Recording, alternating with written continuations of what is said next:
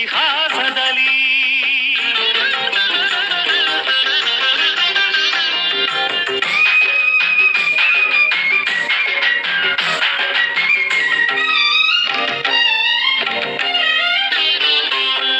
ಜ್ಞಾನದ ಜ್ಯೋತಿಯು ವಿದ್ಯಾರಣ್ಯರು ಅನುಗ್ರಹಗೈದ ಭೂಮಿಗಿದು.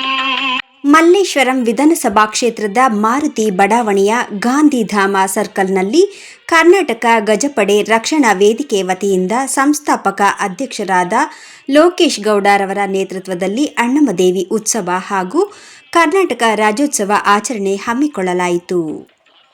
ಈ ಕಾರ್ಯಕ್ರಮಕ್ಕೆ ಮಾಜಿ ಉಪಮುಖ್ಯಮಂತ್ರಿಗಳಾದ ಮಲ್ಲೇಶ್ವರಂ ಕ್ಷೇತ್ರದ ಜನಪ್ರಿಯ ಶಾಸಕರಾದ ಸಿಎನ್ ಅಶ್ವತ್ಥನಾರಾಯಣರವರು, ಕರ್ನಾಟಕ ಹೈಕೋರ್ಟ್ನ ಹಿರಿಯ ವಕೀಲರಾದ ನಾಣಯ್ಯನವರು ಮತ್ತು ಕರ್ನಾಟಕ ಪೊಲೀಸ್ ಇಲಾಖೆಯ ನಿವೃತ್ತ ಹಿರಿಯ ಅಧಿಕಾರಿಗಳಾದ ಬಿಬಿ ಅಶೋಕ್ ಕುಮಾರ್, ಬಿಕೆ ಶಿವರಾಮ್ರವರು ಪಾಲ್ಗೊಂಡು ಧ್ವಜಾರೋಹಣ ನೆರವೇರಿಸಿ ಭುವನೇಶ್ವರಿ ಭಾವಚಿತ್ರಕ್ಕೆ ಪುಷ್ಪಾರ್ಚನೆ ಮಾಡಿ ಕಾರ್ಯಕ್ರಮಕ್ಕೆ ಚಾಲನೆ ನೀಡಿದರು.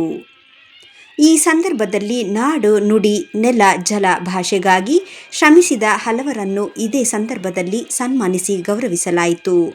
ಕಾರ್ಯಕ್ರಮದಲ್ಲಿ ಕೇಂದ್ರದ ರೈಲ್ವೆ ಇಲಾಖೆಯ ಸದಸ್ಯರಾದ ಕ್ರಾಂತಿರಾಜು, ಜಯ ಕರ್ನಾಟಕ ಸಂಘಟನೆಯ ಅಧ್ಯಕ್ಷ ಜಗದೀಶ್, ರಾಮಚಂದ್ರ, ಕನ್ನಡಪರ ಹೋರಾಟಗಾರ ಕನ್ನಡ ಶಫಿ, ವಿಶ್ವ ಕನ್ನಡ ಸಂಘಟನೆಯ ಚೇತನ್, ಸಮಾಜ ಸೇವಕರಾದ ಎನ್ ನಾಗರಾಜ್, ಗಿರೀಶ್ ಲಕ್ಕಣ್ಣನವರ್, ಚಿತ್ರನಟ ಗಣೇಶ್ ರಾವ್ ಕೇಸರ್ಕರ್, ಕೋ ಮದನ್ ಸೇರಿದಂತೆ ಹಲವು ಗಣ್ಯರು, ಕನ್ನಡಪರ ಸಂಘಟನೆಗಳ ಹೋರಾಟಗಾರರು ಮತ್ತು ಬಡಾವಣೆಯ ನಿವಾಸಿಗಳು ಪಾಲ್ಗೊಂಡು ಈ ಕನ್ನಡ ರಾಜ್ಯೋತ್ಸವದ ಹಬ್ಬವನ್ನು ವಿಜೃಂಭಣೆಯಿಂದ ಆಚರಿಸಿ ಸಂತಸಪಟ್ಟರು.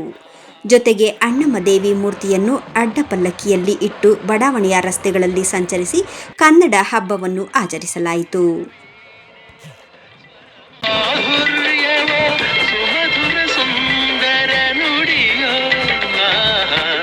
ಜೇನಿನ ಹೊಳೆಯೋ ಹಾಲಿನ ಮಳೆಯೋ ಸುಧೆಯೋ ಕನ್ನಡ ಸವಿ ನುಡಿಯೋ.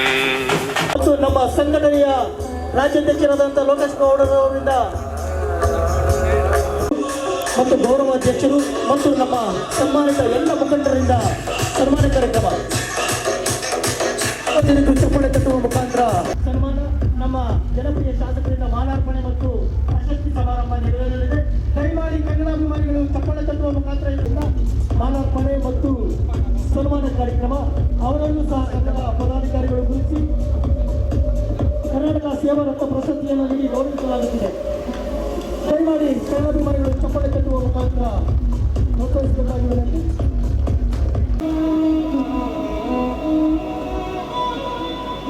ಸನ್ಮಾನ್ಯ ಹಿರೇಮಠರವರಿಗೆ ಪ್ರಶಸ್ತಿ ಸಮಾರಂಭ, ಕರ್ನಾಟಕ ನ್ಯಾಯರತ್ನ ಪ್ರಶಸ್ತಿ ಸಮಾರಂಭ.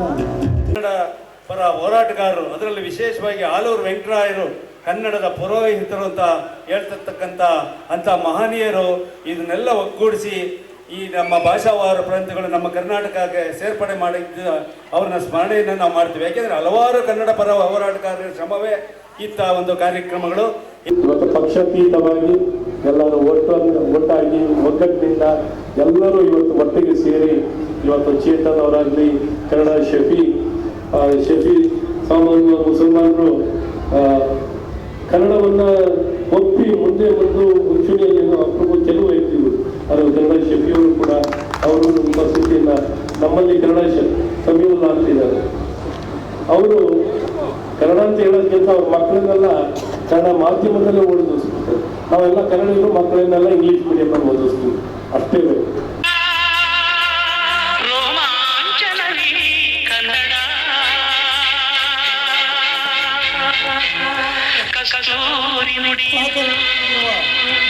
ಕರುಣಾಡು ಮಣ್ಣಿದು ಚಿಂತಿಸು, ವಂದಿಸು, ಪೂಜಿಸು, ಪೂಜಿಸು. ಪ್ರತಿ ವರ್ಷವೂ ಕರ್ನಾಟಕ ಗಜಪಡೆ ಬಹಳ ಉತ್ತಮವಾಗಿ ಕಾರ್ಯಕ್ರಮವನ್ನು ಆಯೋಜನೆ ಮಾಡ್ತಾರೆ, ಅರ್ಥಪೂರ್ಣಕವಾಗಿ ಮಾಡ್ತಾರೆ. ಊರು ದೇವತೆ, ನಗರ ದೇವತೆ, ಊರು ದೇವತೆ ಎಲ್ಲರನ್ನು ಬರಮಾಡಿಕೊಂಡು ತಾಯಿ ಭುವನೇಶ್ವರನ್ನು ಪೂಜಿಸಿ ಗೌರವಿಸಿ ಧ್ವಜಾರೋಹಣವನ್ನು ಮಾಡಿ ನಾಡಗೀತೆಯನ್ನು ಹೇಳಿ ನಾಡಿನ ಸಾಧಕರನ್ನು ಗೌರವಿಸಿ ಸನ್ಮಾನಿಸಿ ಒಟ್ಟಾರೆ ನಾಡನ್ನು ಸದೃಢವಾಗಿ ಕಟ್ಟಲಿಕ್ಕೆ ಎಲ್ಲರೂ ಸೇರಿ ಮಾಡಬೇಕು ಅನ್ನೋಂಥ ಸಂದೇಶವನ್ನು ಭಾಳ ಉತ್ತಮವಾಗಿ ಕೊಡಲಿಕ್ಕೆ ಮತ್ತು ಕರ್ನಾಟಕ ಗಜಪಡೆ ಅಧ್ಯಕ್ಷರಾಗಿರುವಂಥ ಸನ್ಮಾನ್ಯ ನಮ್ಮ ಲೋಕೇಶ್ ಅವರು ಮತ್ತು ಇತರ ಎಲ್ಲರೂ ಒಟ್ಟಿಗೆ ಅವರ ತಂಡ ಭಾಳ ಉತ್ತಮ ಕಾರ್ಯವನ್ನು ಮಾಡ್ತಿದ್ದಾರೆ. ಹಾಗಾಗಿ ನಾನು ಸಹ ಎಲ್ಲರಿಗೂ ಶುಭಾಶಯನ ಕೊಡ್ತೇನೆ. ಕಾರ್ಯಕ್ರಮ ಅಂದರೆ ನಾವು ಭಾಗಿ ಆಗ್ತೀವಿ. ಮತ್ತು ಕನ್ನಡದ ಕೆಲಸ, ಕನ್ನಡದ ಎಲ್ಲ ಇಲಾಖೆಯಲ್ಲಿ ಕೆಲಸ ಮಾಡಿದವರಿಗೆ ಕನ್ನಡಕ್ಕೆ ಗೌರವ ಕೊಟ್ಟಂಥವ್ರನ್ನ ಅವರು ಸನ್ಮಾನಿಸಿದ್ದಾರೆ. ಅದರಲ್ಲಿ ಮುಖ್ಯವಾಗಿ ನನ್ನ ಎಲ್ಲಿ ಅಶೋಕ್ ಕುಮಾರ್ ಅವರು ಮೇಲಿದ್ದಾರೆ. ನಾಣಯ್ಯ ಅವರಾಗಲಿ ಈ ಕಾರ್ಯಕ್ರಮ ಅವ್ರಿಗೆ ಎಷ್ಟು ಅರ್ಥಪೂರ್ಣವೋ ನಮಗೂ ಅಷ್ಟೇ ಅರ್ಥಪೂರ್ಣ ಅಂತ ಹೇಳಿ. ನಾವು ಈಗಾಗಲೇ ಹಲವಾರು ಸಾಂಸ್ಕೃತಿಕ ಕಾರ್ಯಕ್ರಮಗಳು ಹಮ್ಮಿಕೊಂಡಿರ್ತಿದ್ದೀವಿ.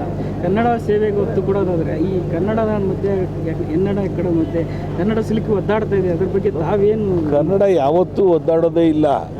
ನಾನು ಕಾಡುಮಲ್ಲೇಶ್ವರ ಗೆಳೆಯರ ಬಳಗದ ಅಧ್ಯಕ್ಷನಾಗಿ 15-16 ವರ್ಷಗಳಿಂದ ಕನ್ನಡದ ಸಾಂಸ್ಕೃತಿಕ ಕಾರ್ಯಕ್ರಮಗಳನ್ನು ನಾವು ಜನರ ಸಹಾಯದಿಂದ ಮಾಡ್ಕೊಂಡು ಬರ್ತಾಯಿದ್ದೀವಿ. ಯಾವುದೇ ಸರ್ಕಾರದ ಅನುದಾನ ಇಲ್ಲದೆ ಮಾಡ್ಕೊಂಡು ಬರ್ತಾಯಿದ್ದೀವಿ. ಕನ್ನಡದ ಕಾರ್ಯಕ್ರಮ ಮಾಡಬೇಕಾದ್ರೆ ಬರೀ ಕನ್ನಡಿಗರೇ ಅಲ್ಲ, ಬೇರೆ ಕರ್ನಾಟಕದಲ್ಲಿ ಹುಟ್ಟು ಬೆಳೆದಿರ್ತಕ್ಕಂಥ ಬೇರೆ ಭಾಷಿಕರು ಕನ್ನಡಿಗರ ಜೊತೆ ಇರ್ತಾರೆ. ಕನ್ನಡ ಇದ್ದಂಗೆ ಪವಿತ್ರ ಜಲ ಇದ್ದಾಗೆ, ಎಲ್ಲೂ ಬೇಕಾದರೂ ಅದು ಪವಿತ್ರ ಜಲ ಯಾವ ರೀತಿಯಲ್ಲಿ ನೀವು ಯಾವ ಪಾತ್ರೆಯಲ್ಲಿ ಹಾಕಿದ್ರೆ ಆ ರೂಪ ಕನ್ನಡದ. ನಾಡಿನ ತಾವು ಅಧಿಕಾರಿಯಾಗಿ ಸೇವೆ ಸಲ್ಲಿಸಿ ಇವತ್ತು ಕನ್ನಡ ಏನು ಗಜಪಡೆ ರಕ್ಷಣಾ ವೇದಿಕೆಯವರ ಕಾರ್ಯಕ್ರಮ ಭಾಗಿಯಾಗಿದ್ದಾರೆ, ಏನು ಹೇಳ್ತೀವಿ? ತುಂಬ ಸಂತೋಷ ಆಗಿದೆ. ಅದರಲ್ಲೂ ನನ್ನ ಆಪ್ತ ಮಿತ್ರ ಶಿವರಾಮ್ನನ್ನು ಕರೆಸಿ ಮತ್ತು ನಮ್ಮ ಹಿರಿಯರಾದ ನಾಣಯ್ಯನವ್ರನ್ನ ಕರೆಸಿ ನಮ್ಮನ್ನು ಸನ್ಮಾನ ಮಾಡಿದ್ದಕ್ಕೆ ಭಾಳ ನಮಗೆ ಖುಷಿಯಾಗಿದೆ ಮನಸ್ಸಿಗೆ. ಜೊತೆಗೆ ಕನ್ನಡ ಬೆಳಿಬೇಕು, ಇನ್ನೂ ಬೆಳಿಬೇಕು, ಪ್ರತಿಯೊಬ್ಬರು ಕನ್ನಡ ಮಾತಾಡಬೇಕು ಮತ್ತು ಹೊರಗಡೆಯಿಂದ ಬಂದಿರೋರಿಗೆ ನಾವು ಪ್ರೀತಿಯಿಂದ ಕನ್ನಡನ ಕಲಿಸ್ಬೇಕು. ನಾವೇನು ಮಾಡ್ತೀವಿ ತಪ್ಪು, ಅವ್ರು ಹಿಂದಿ ಮಾತಾಡಿದ ತಕ್ಷಣ ನಾವು ಹಿಂದಿಗೆ ಹೋಗ್ಬಿಡ್ತೀವಿ. ನಾವು ಕನ್ನಡನೇ ಮಾತಾಡಬೇಕು, ಅವ್ರು ಕನ್ನಡ ಕಲಿಸ್ಬೇಕು, ನಿಧಾನವಾಗಿ ಕನ್ನಡ ಕಲಿತಾರೆ. ಕನ್ನಡ ಭಾಳ ಸುಂದರವಾದ ಆತ್ಮೀಯ ಭಾಷೆ. ನಾನು 3 ಪುಸ್ತಕ ಬರೆದಿದ್ದೀನಿ, ಸಪ್ನ ಬುಕ್ ಹೌಸಲ್ಲಿದೆ, ಭಾಳ ಪ್ರಸಿದ್ಧಿ ಆಯಿತು, ಕ್ರೈಮ್ ಬಗ್ಗೆ ಬರೆದಿರೋದು. ಸೊ ಕನ್ನಡನ ನಾನು ಉಸಿರು. ಒಂದು ಸಂಘಕ್ಕೆ ಸೀಮಿತ ಅಲ್ಲ ಈ ಹಬ್ಬ. ಇವತ್ತು ಕರ್ನಾಟಕದಲ್ಲಿ ಒಂದು ಹಬ್ಬ ನಡೀತದೆ ಅಂತಂದರೆ ಸಾರ್ವಜನಿಕವಾಗಿ ಯಾವುದೇ ಜಾತಿಗೆ ಸೀಮಿತ ಇಲ್ಲದೇರ ಪ್ರತಿಯೊಬ್ಬರು ಮಾಡುವಂಥ ಹಬ್ಬ ಅಂತಂದರೆ ಕನ್ನಡ ರಾಜ್ಯೋತ್ಸವ, ಕನ್ನಡಿಗರ ಹಬ್ಬ. ಇದಕ್ಕೆ ಯಾವುದೇ ರಾಜಕೀಯ ಇಲ್ಲ, ಯಾವುದೇ ಸಂಘಟನೆಗಳಿಲ್ಲ, ಯಾವುದೇ ಪಕ್ಷಭೇದವಿಲ್ಲ, ಯಾವುದೇ ಜಾತಿ ಭೇದವಿಲ್ಲ. ಎಲ್ಲರೂ ಒಪ್ಪಿಕೊಳ್ಳುವಂಥ ಹಬ್ಬನೇ ಕನ್ನಡಿಗರ ಹಬ್ಬ, ಈ ಭುವನೇಶ್ವರಿ ಹಬ್ಬ.